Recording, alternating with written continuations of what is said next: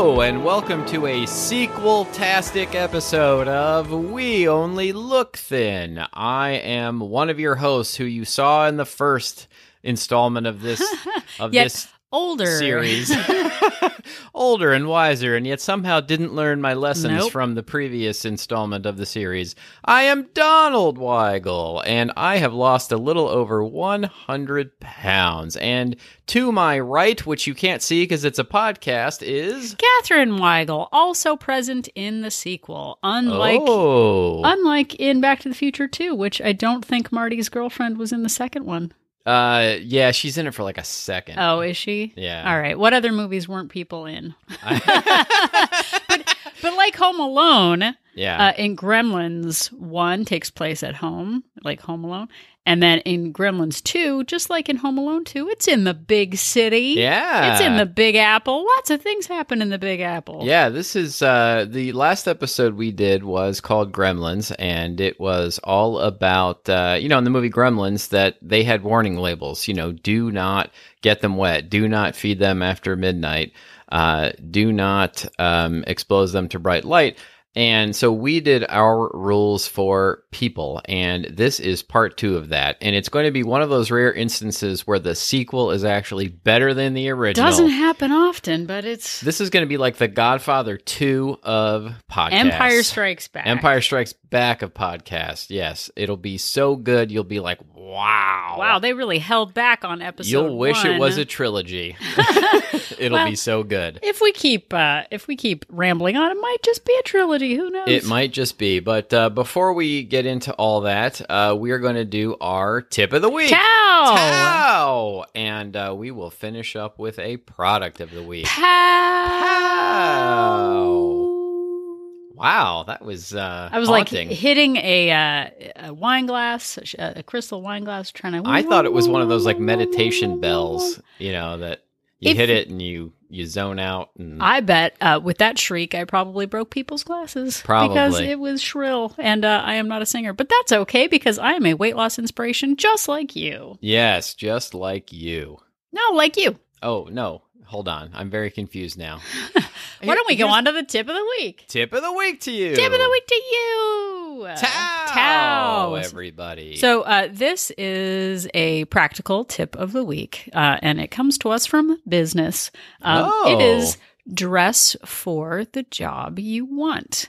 And I've heard that before. What does it mean in terms of weight loss? Well, it means if you want to be fit and you want to be active, dress like you want to be active and fit. I want to be active and fit. If you are wearing stilettos, Donald, and you go to work and you don't have flats, if you don't have gym shoes. I've made this mistake so many times. No, but if you dress in a sport coat and dress shoes and don't have a pair of sneakers in your bottom drawer or in your trunk, the likelihood that you will go for a long walk does not exist. Right. If you do not bring gym clothes with you, you will probably not go to the gym. If you don't bring a bathing suit with you, you're not going to go swimming. Or, if you have a day off and you're sitting around in your pajamas, that's not going to be motivating to go for your walk or get on your rebounder or whatever exercise that you normally do. Your chances are you're going to keep lounging around in those for pajamas. sure. This morning, it's a little chilly here in Los Angeles. I was wearing delightful flannel. It's Los Angeles chilly, by the way, which means it's like degrees. 60. Yeah. But it was a little chilly. I was wearing flannels, and I was like, you know what? Before we rebound, I drink my coffee anyway. I don't have to put on my gym clothes or my rebounding clothes. I can just wear my jammies. Bad idea. So I did not listen to myself, which is what this whole episode is about. And I put on my sports bra and my workout gear and got on the rebounder, which if you're wearing pajamas, not likely going to happen. So set yourself up for success by making your gym clothes convenient. I was actually listening to Gretchen Rubin the other day, and she said Friend of the show. In my imagination. In our imaginations. She said that one of their listeners, to help them work out in the morning, actually went to bed in their running clothes so that when they got up, it was one less barrier to doing that. We actually did that with our daughter at one point when she wouldn't get dressed in the morning. Yeah. Started dressing her in her clothes. She's in 8th grade now. This didn't happen recently. It was more like 3rd grade. But make it convenient. Put your gym clothes or your workout clothes out in a little basket like I do so that it is right in arm's length in the morning when it's dark out. You don't have to go searching for it. Make it easy to make the right choice. Dress for the fitness job that you want. Exactly. At work, keep an old pair of shoes. Keep an extra pair of gym socks around just to make sure that you've got it handy, because the easy excuse is the one of, well, I didn't have it. I didn't plan for it. No need to plan for it if it's already planned because your past self did it. If you've already planned for it, you don't have to plan for it again. And that is your tip of the week. Ciao, everybody. So unlike Gremlins, who only have 3 rules that are not easily followed, Donald and I have like a total of 40 rules that are not easily followed. Not easily followed, exactly. So if we came with warning labels, what would our warning label say? Or in the case of Gremlins, what would the voiceover to the movie say that was It would be a 45-minute explanation of all of our rules. And our rules can change based on our season, based on our stress level, based on our how we're feeling. So it would be really lovely if we only needed 3 things to keep us together. But it turns out humans are much more complicated than gremlins. So in our last episode, we went through things so fancy. I feel fancy. It actually really annoys me. So sorry about that. I think it's funny. But yeah, so we went through a very long list last week. We're going to go through a very long list this week. Some of them are 3-dimensional and some of them are brain. So just like the actual sequel, Gremlins 2, The New Batch, this is called Gremlins 2, The New Batch. The New Batch. Which happened 6 years later, but it was a huge merchandising success. So we have opened a online store on our website with selling Gremlins merch. We don't have an online store. No, we don't. That was a joke. Yeah. Did Steven Spielberg direct Gremlins 2? No, it's Joe Dante. Oh. Steven Spielberg produced it. Oh, okay. Yeah. That's very interesting information. Yeah. I'm glad that we saved this time on the podcast to talk about it. Yes. Nerds. So we have many more mindset things. Here's the twist for this sequel, though. Catherine is the lead, and I'm the love interest. Oh. Yeah. You're always the love interest. Aw, so are you. Boy, people... Can we both be the love interest? No, you know what? I'm going to digress for a minute because it's our podcast. We can do what we want. We're not renewing our vows. No. We passed a David's bridal last night, and Donald's like, I want to go try on things. It's like...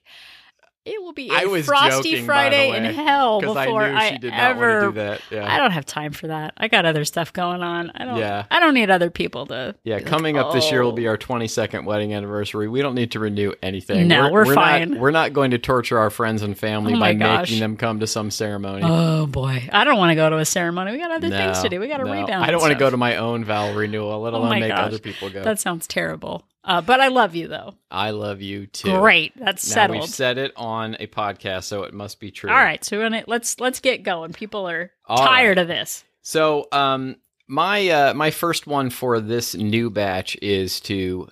and I tried to phrase all of these in the form of never do something, just like the Gremlins. So this one is never always eat out all the time. Which is super so articulate. Well said. I know.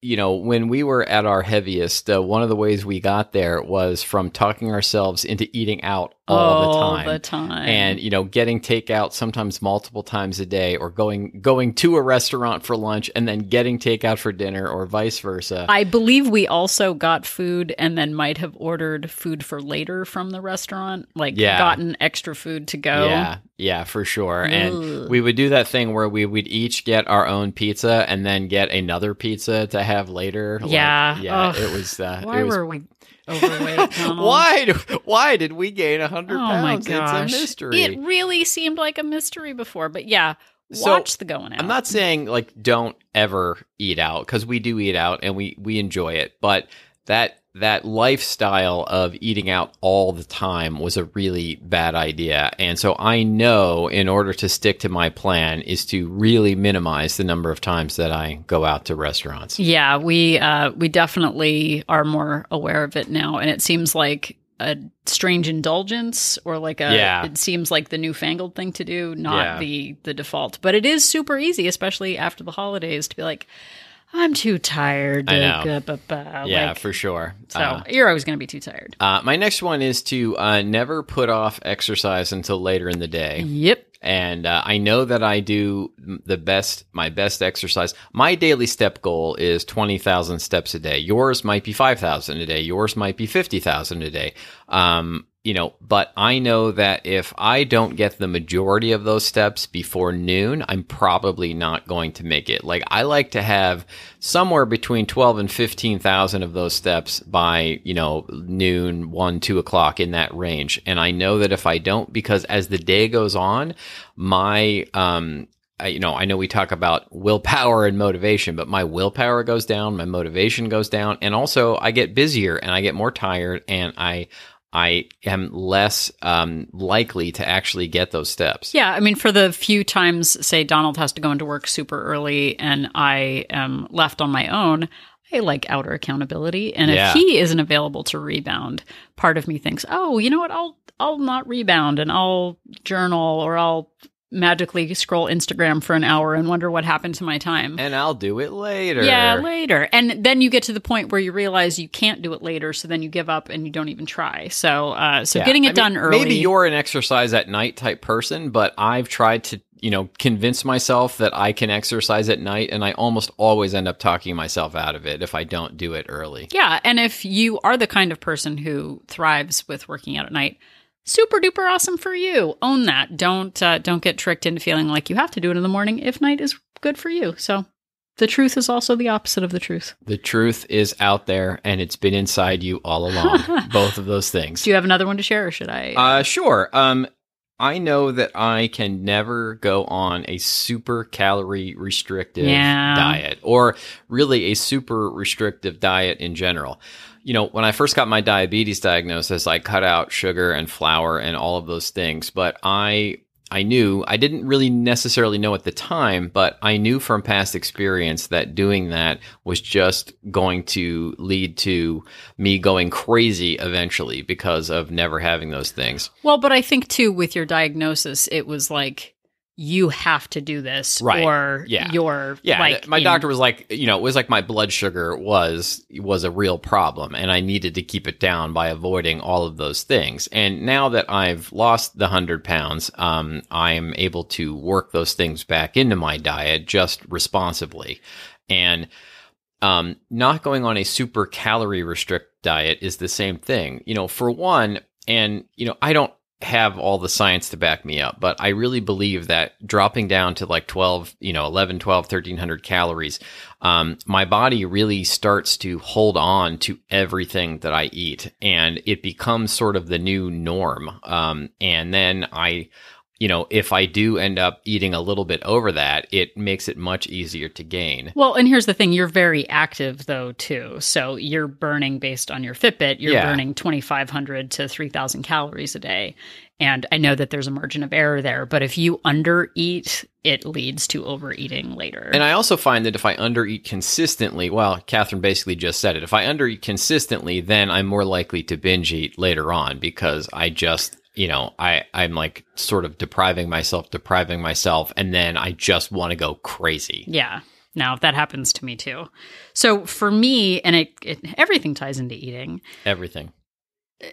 I know that I should not eat early. I used to wake up and literally get out of bed. It took me 10 minutes because my feet hurt. But once my feet stopped hurting, I would saunter onto or more waddle onto the kitchen like a baby Yoda. Baby Yoda. We love Baby Yoda. I would eat a 300 calorie Cliff Bar as I was making coffee in the morning. Like, I woke up, quote unquote, hungry. And it just started my day off at 6 a.m. eating. And then I would eat consistently without stopping all the way until 9 o'clock at night. Oh, yeah. I know for myself that it takes a little bit of discipline, but when I think I'm hungry, I'm not really hungry. Right. Like, it's just like, ooh, that sounds good. Or our neighbors are making bacon and eggs or something like that. And I'm like, ooh, is this what the world smells like now? Yeah, I'm hungry. exactly. So I know I do better if I eat later, if I can just postpone it a little bit, because every single time I eat early, and maybe 9 times out of 10, if I eat early, I just keep eating. And then I blow past my 8 o'clock at night window. So I try to eat from about noon until 8 o'clock at night. I just had a mandarin orange, and it's only 10:30 in the morning right now. Star Wars should do Mandalorian oranges. Mandalorian instead of mandarin oranges. We'll fix it in post. All right. But I know that if I start eating indulgent foods in the morning, like a Cliff Bar or a donut or whatever, like, it is going to lead to a bad day. So I know about myself. Stick to protein, have an apple if you really want an apple. Like, if you're apple hungry, have an apple. That's fine. That's not an issue. But if I'm like, oh, you know what, I'll just have this. Or carrot stick hungry or cherry tomato hungry. Yeah, that's a different like kind of hungry. Yeah. So that's one of my main ones. Another one, and this is a big one, is never believe myself when I say I will track it later. Oh. I always forget something that I've eaten yeah. if I say I'm going to track it later. There are people who do not track their calories or who have trouble with the discipline of doing so. It sucked for the first couple of weeks. Yeah. Like, it felt bad and unfair, but it takes me minutes a day to do it now. And now it's just a natural part of the day. And, I carry a smartphone with me everywhere. I feel like most people do. I have my Fitbit app, and it is really easy to just scan a barcode, pull the phone out, log it real quick. Well, and I eat the same things all the time. All the time. So a lot of the things are already in there, and they're marked as favorites, and I just have to click on them. Exactly. So if I tell myself I'll track it later, the likelihood that I will forget a component of what I eat is huge. Yeah. We went out for lunch with family at one point. I remembered I had a salad, and I was like, oh, I had lettuce, and and then I remembered that I took a photo of what I ate. Turns out there was a delicious pretzel roll on the side with butter that I had conveniently forgotten that I had eaten. How convenient. But it happens because we think of what's on the plate, not what's on the side or the handful of something. So track it before you eat it. It just takes a minute. It is a little annoying at times if we're eating dinner and I'm like, okay, I can't eat yet. I've got to track the things, but it's all kind of in my tracker anyway. It takes a minute. And then I have the relief of just being able to eat without going, gosh, what did I eat? I don't remember, and missing calories. So that is a really big one for me. And then I've already said this before, but no choice that I make after 8 p.m. is a healthy choice. I'm not going for raw cauliflower oh my goodness, no. at 8 p.m. It's always a poor choice. And if I have pre-planned it, like I was saying in the other episode, if we eat late and I've already pre-tracked 3 cookies, I can eat those after 8 o'clock. There's no magical force field at 8 p.m. But what it represents is any impulsive choice I make after I've already eaten my dinner and my planned snack. Anytime I go into the kitchen, it's not good. So, so know that about yourself. Know your limits. Close the kitchen door. Put yourself in your bedroom. Take a shower. Get away from the kitchen. Turn off the lights. Whatever, like, just get away, because you know that those snacky choices are maybe what's bringing you down. Here's one that I've discovered, strangely enough, while recording this episode of the podcast. Never make yourself a coffee and then leave it in the kitchen before you start recording a podcast. You put it in the kitchen. I can see it. It's all the way in there. If only we had force powers. Oh well. Lesson learned. Well, it's in a hot, foamy cup. It's a swell cup, I think. It is. It's a swell cup. Why don't you stop? It'll and get probably it? still be fine. Nobody will know. We can pause it. That's terrible. I hate the idea of. Is it pumpkin spice? It is pumpkin spice. We have a finite amount of pumpkin spice. I think we should pause it. Nobody will know the difference. All right. Let's just pause. And we're back, and now I have a coffee, so this episode's going to be even better during the next half. Don't forget your coffee. Exactly. That is my next warning label. No, the actual one is never don't meal prep. Man, we are articulate. Yeah, exactly. And I have learned that I always have to have something prepared. And meal prep, we did a whole episode called Meal Day Preppers, where we talked about how meal prep does not have to be spending an entire day cooking and, portioning out meals and prepping them, but always having something prepared. Always have a backup frozen meal, always have, easy, convenient, 150 calorie yogurt, 130 calorie yogurt, like whatever it is, little individual cottage cheeses, like stuff that's always available. Even if I haven't actually cooked and prepared something, always have something, always have like a frozen meal available in an quote unquote emergency, so that I'm not, well, I've got nothing to eat, so I better, get takeout or fast food or whatever. We went and saw a movie yesterday afternoon. I brought a popcorn, a little bag of 100-calorie popcorn, and a little sweet with me that I pre-planned and pre-tracked. It was a very long movie. I think it might actually still be going on, but it was a delay. I almost just did a spit take with my coffee. Man, that's what you get with your coffee. You should have gotten coffee. I know. But afterward, we had planned on running some errands, and I almost got an extra treat at the movies. And I was like, no, I promised myself I would have this. That's what I'm sticking to. But after the movie, we were going to run to Target. And I was getting really hungry. And then I started looking at the food court at the mall. I was like, well, maybe we should just get the blah, blah, blah. I was like, nope, we can't do that.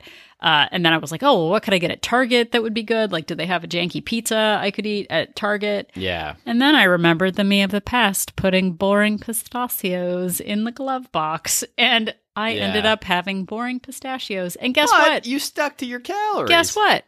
It filled me just enough. Yeah. It wasn't triggery.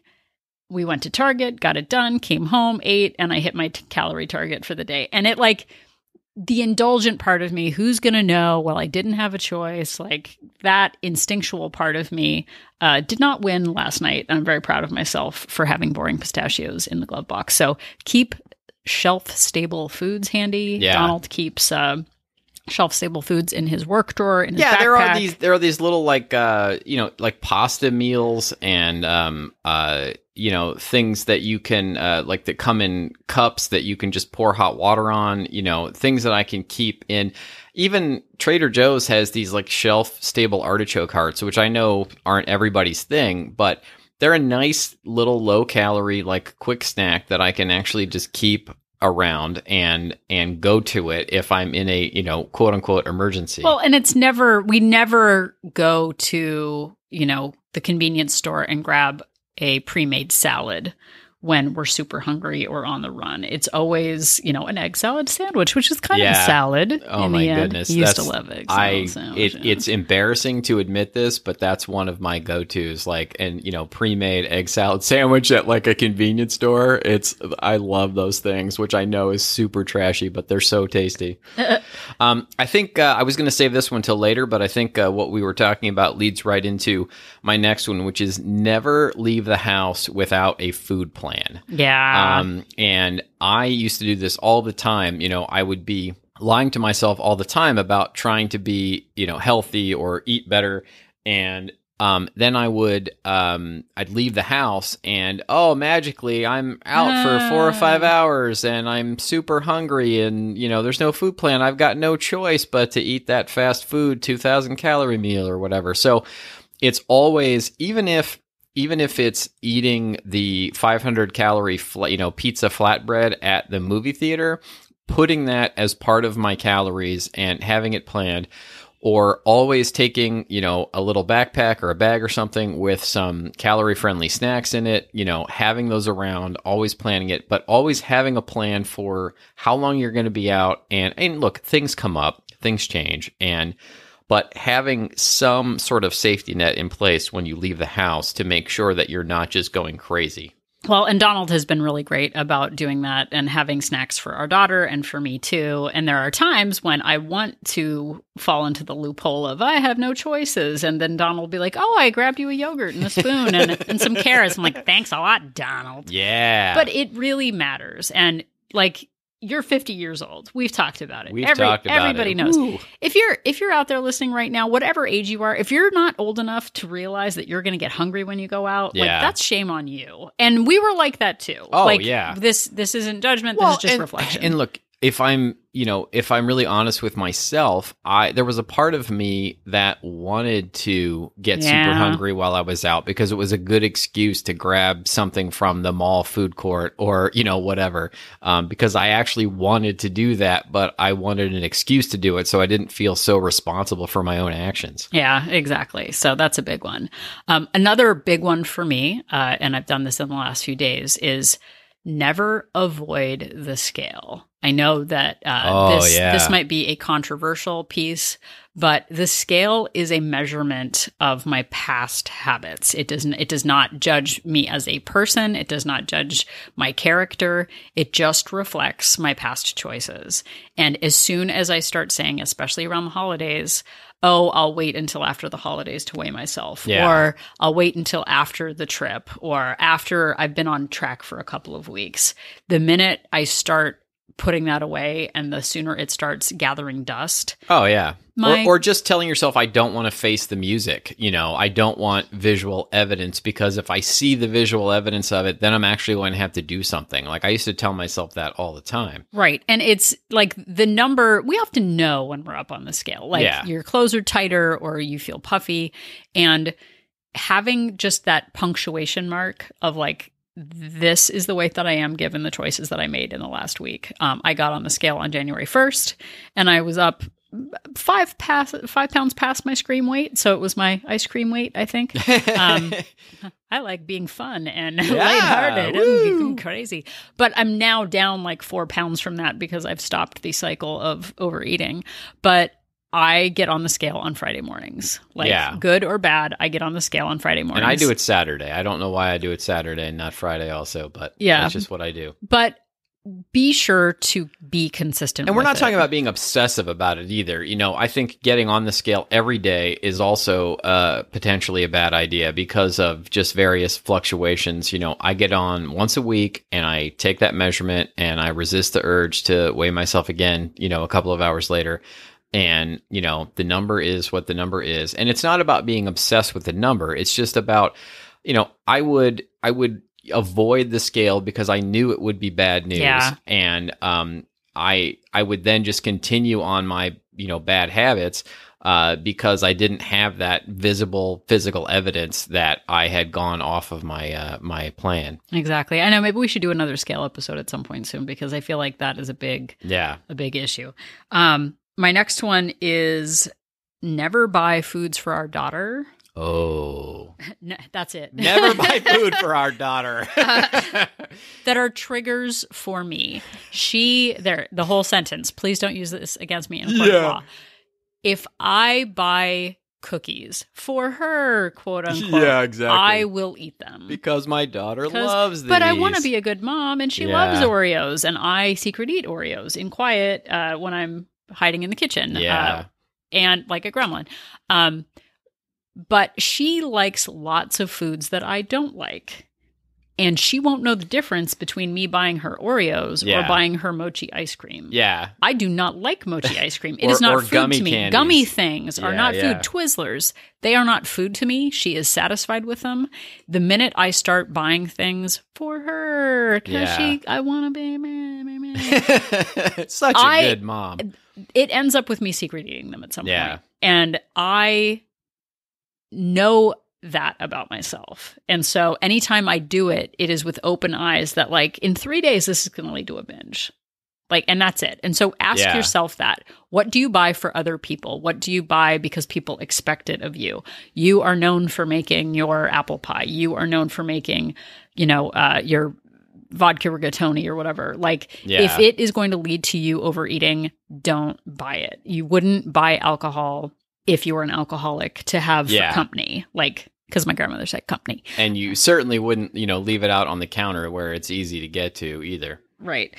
So I'm switching gears kind of with my next one. So maybe I don't know if you have any more relevant ones, and then we're going to go into some mindset things, or I am. No, go ahead. Okay. So I have a lot of mindset issues and boundaries that came up over the holiday season. I know we're a few weeks past the holiday season, but I learned some things about myself over the holidays, and I feel like I tend to apologize for my own needs quite often. Yeah. So this series is sort of about knowing yourself and understanding your own needs.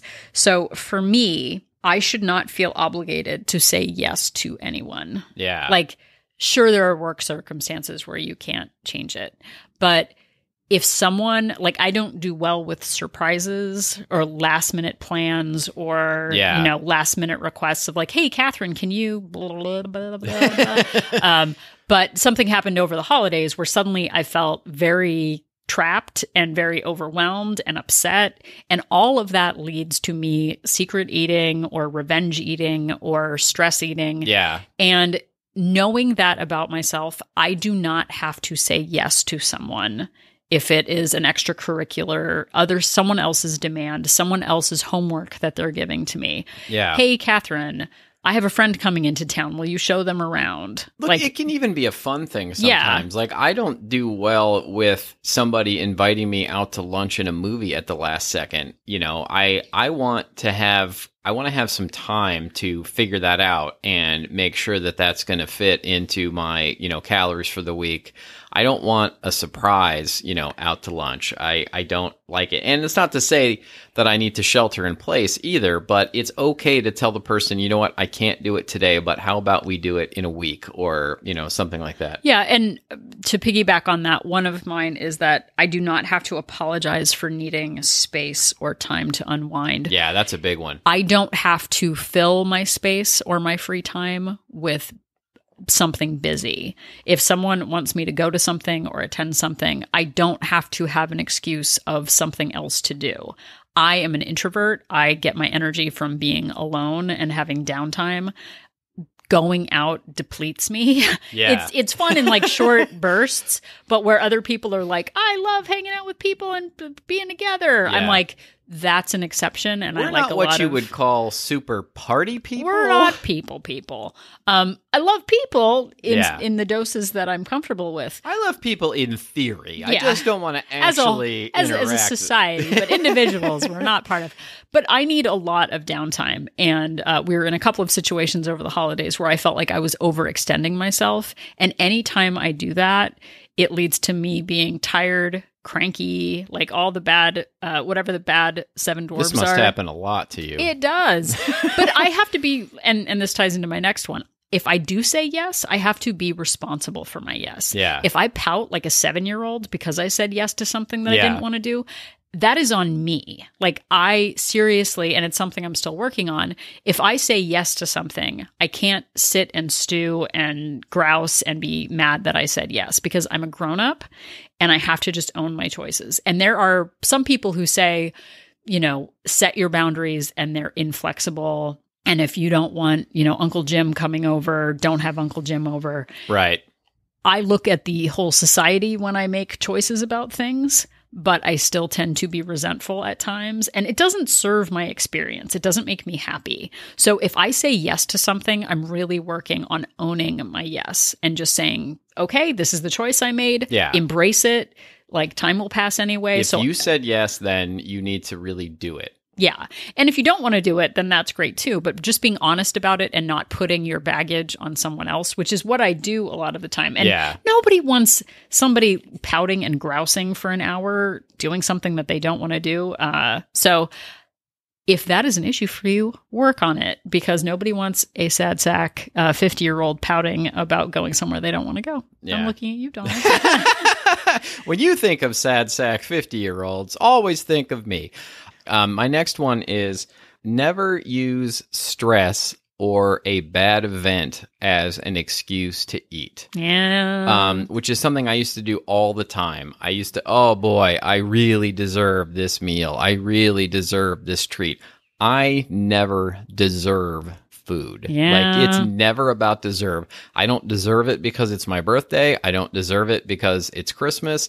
I'm just eating it because I want to. And whether or not I deserve it, even if that was a thing, it is still going to impact my body the same way. There's no, fairness police that is going to be like, well, he really deserves to eat this entire chocolate cake, so we will have it have no negative impacts on his body at all. Make it be so, and cast some magical spell on me. Well, and this still comes up with us, is like there are times when Donald still has calories to spare and it's 8:00 and I've already eaten all my calories. Yeah. And he's eating after 8:00 and eating sweets and delightful things.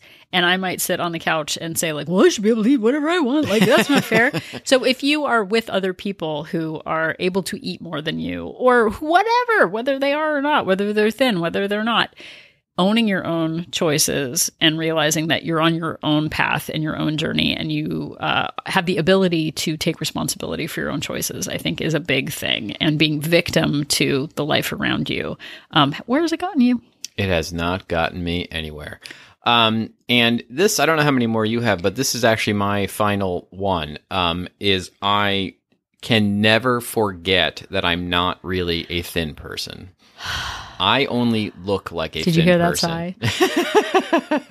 Why you gotta at me, bro? Yeah, like I am not somebody who can just wing it and just eat whatever I want, and I don't naturally stop when I'm full. I don't naturally turn away from treats. I can't suddenly, just because I've maintained a 100-pound weight loss for a couple of years, does not mean that I have it all together, that I have all the answers, or that I am able to just eat whatever I want and stop my exercising and let things float, because I know that is the fast elevator back to the weight I was when I got my diabetes diagnosis. And I have to always remember that I am not really a thin person. Well, and I think part of that is not comparing yourself to other people too, because we spent time with someone recently who has lost some weight, and they were like, oh, I don't even think about food now. Like, my whole relationship with food has changed, and like, I just feel fine all the time. And yeah, that is not me. That is so, I don't think will ever be me. Well, and that person never got up to 150 pounds more. No. Like I did. Like, not to compare weights, but I think that there's like someone who needs to lose a little bit of weight and just kind of got off center. And then there's lifelong chronic binging when I was 4 years old me, who just knows that it, like, I don't know if food tastes better to me or not, but like, this is a chronic condition. But we are not fixed. Like, we're no. We're not, we have to still do the work and put it in and remind ourselves every day that we have to do the work. Yeah. And that is okay. I'm going to think about my weight, whatever weight I am. And so sticking to my habits, knowing myself better, understanding my own, idiosyncrasies, my own needs. Like, if you have a dog or a toddler, you know that you need to walk the dog twice a day. You know that you need to feed the dog. If you don't, it will, tear apart the furniture. Right. We know this about things that we have in our possession, like Gizmos or Gremlins or Mogwai or whatever. Gizmo was his name. Gizmo was his name.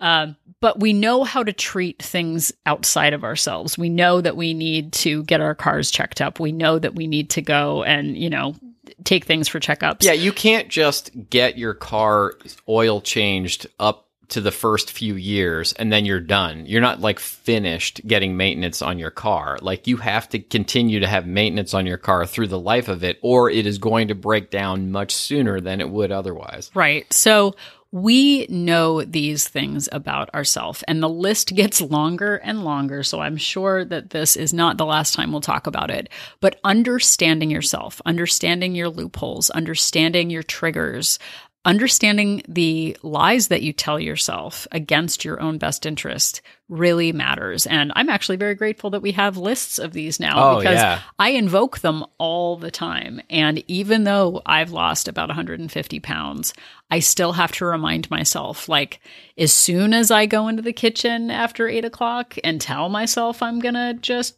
do dishes. Yeah. That's a lie starting. Right. Like my old excuse was and I used to just, not only ignore them, but not even acknowledge that these rules were actually a real thing. I would ignore them on purpose because I didn't want to face it. And what that got me was diabetes and, 100 pounds overweight. Yeah. Oh, you know what? I actually do have one more that's a very, very big one. All right. And then that's it. Let's hear it. Okay. I'm sorry. It's a very important one.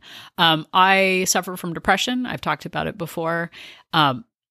I have to remind myself not to believe everything that I think. Oh, yeah. When it comes to my depression. I got hit with it pretty hard, I think on New Year's Day this year. I don't know if I told you that or not.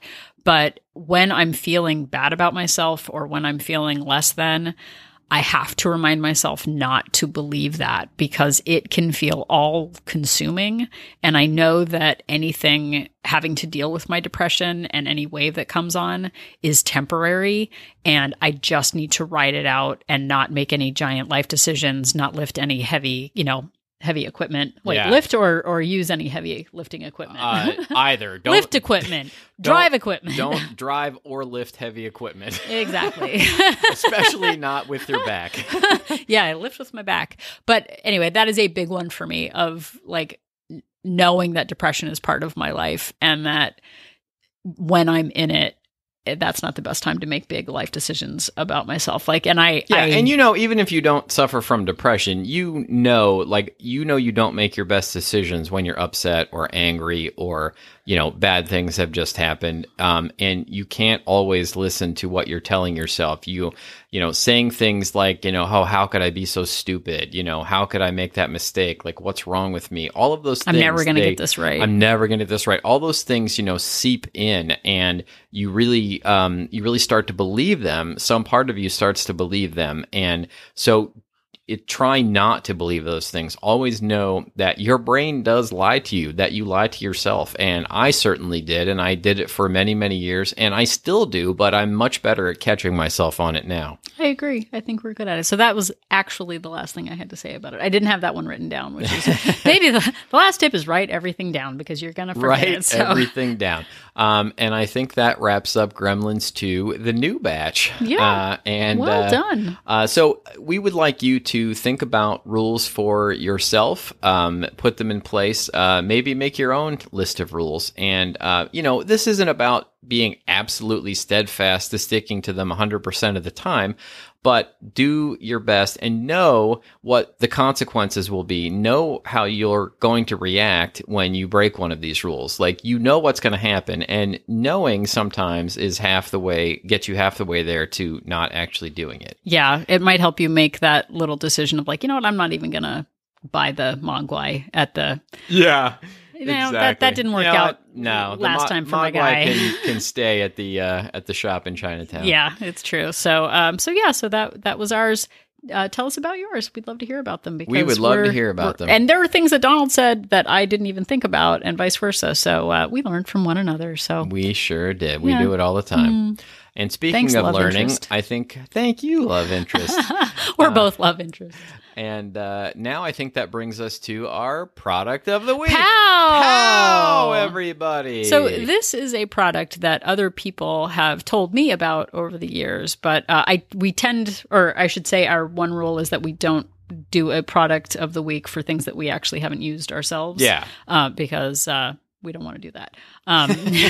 Because we said so. Why? Because we don't want to. No, but we get solicited by actual companies who want us to promote their products. People ask to advertise on this show, and it's almost never something that we actually want to support. An herbal detox tea, or a $5,000 piece of exercise equipment. Yeah, and it's just it's not our jam. But if you're Smuckers, we would love jam to. Jam actually is our jam. If you would like to advertise jam on our show, we'd be happy to do so. Why don't you ask what the product is? Hey, what's the product of the week this week, darling? I am so glad you asked.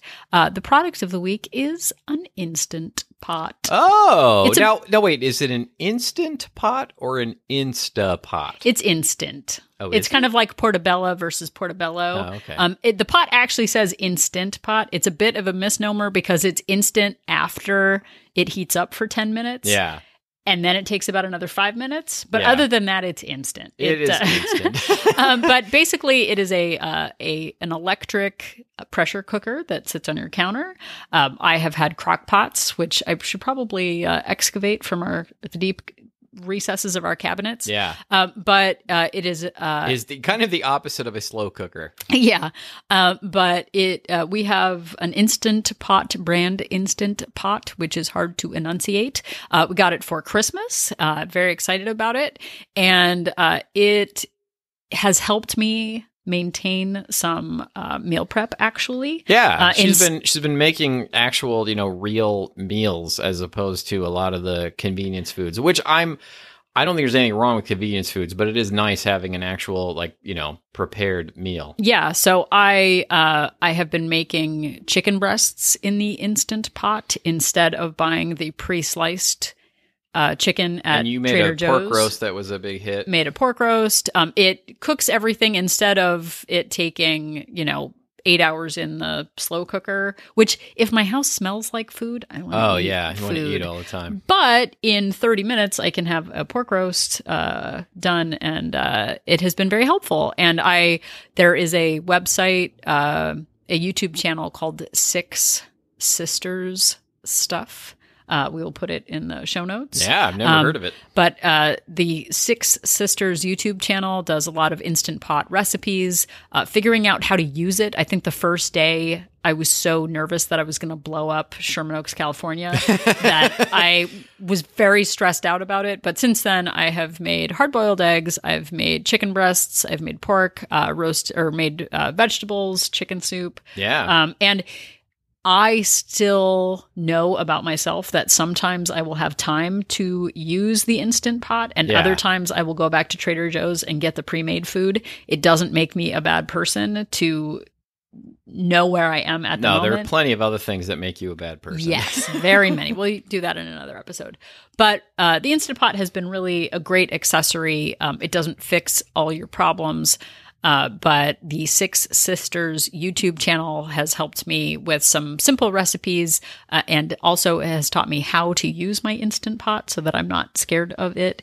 It is awesome. So I love it. And I have a 6-quart one. It doesn't look like R2-D2, which is kind of upsetting. Yeah. Because Williams-Sonoma actually has one that looks like R2-D2. One, yeah. So I missed the boat on that. But it has been a great little boon to my my eating plan. I've been cooking up a storm recently. And that is your product of the week. Pow! Except it doesn't everybody. Go pow. It just goes psh, when the steam comes out. So there's no explosions but associated. You and I go pow. We go pow. It goes psh. Thank you very much for listening, everyone. We really do appreciate it. I am grateful and humbled at our listeners, and we really appreciate you.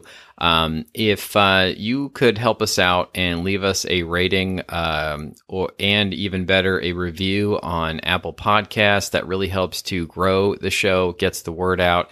And we would really appreciate it. We recently got over 300 ratings. Yay! And, thank you so much. Yes. We are now on the road to 400. One at a time. So if you could do that, we would really appreciate it. You can also find us on the socials at We Only Look Thin, at Instagram, Twitter, and Facebook. Yep. And if you want to email us your list of your gremlin list of how you operate yourself, which is very articulate, you can email us at weonlylookthin@gmail.com. You can also go to our website, weonlylookthin.com. And if you are a woman looking for some other women who are also on their weight loss adventures, journeys, and you're looking for some outer accountability and some other people to bounce ideas off of, to get support from, to support yourself, go to our website, click on the link, join our support group, and you can find out more about it. Yeah, We Only Look Thin, Wolt's Place, is a great place for support, accountability, and really frank and honest conversations about the hard-hitting facts of life. Although there's no one named Frank in the group because it's for women. It's for women, so... Not that a woman couldn't be named Frank, but there aren't any in this case. Exactly. So the next time you think about little monsters terrorizing a town, just remember that Catherine and I are... An inspiration. The monsters are ourselves.